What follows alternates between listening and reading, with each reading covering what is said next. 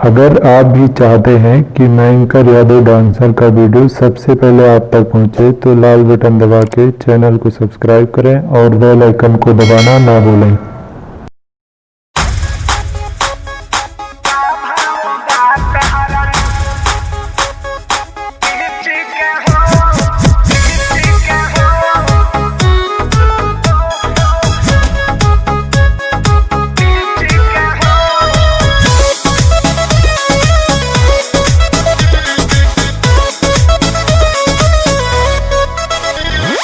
ताजा ताजा फल रसदार बड़ुए वही तो गरम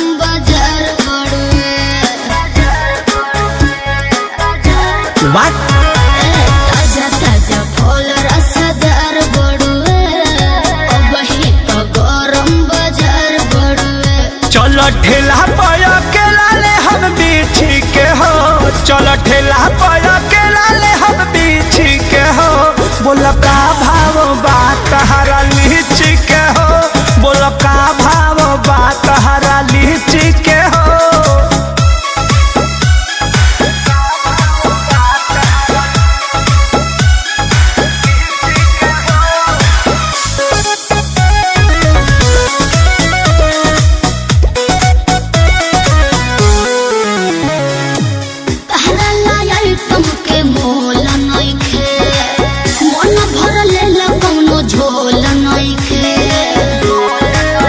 अरे अच्छा तो तोहर का प्राइज बा?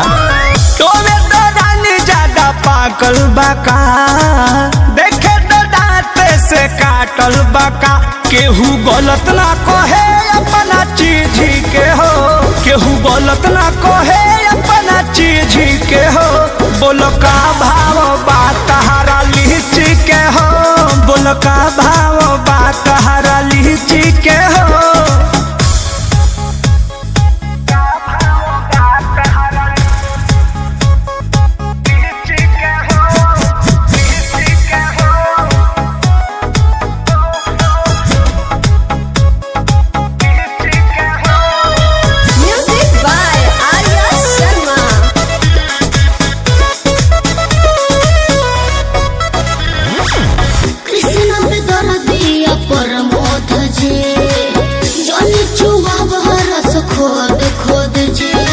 हेलो, आपको घाटा नहीं होगा, एको पाई ना तोहरा घाटा होई। छोड़ दे मखा के जदी खाटा होई। हाथ भीतरी ले जालू काहे खींची के हो, हाथ भीतरी ले जालू काहे खींची के हो।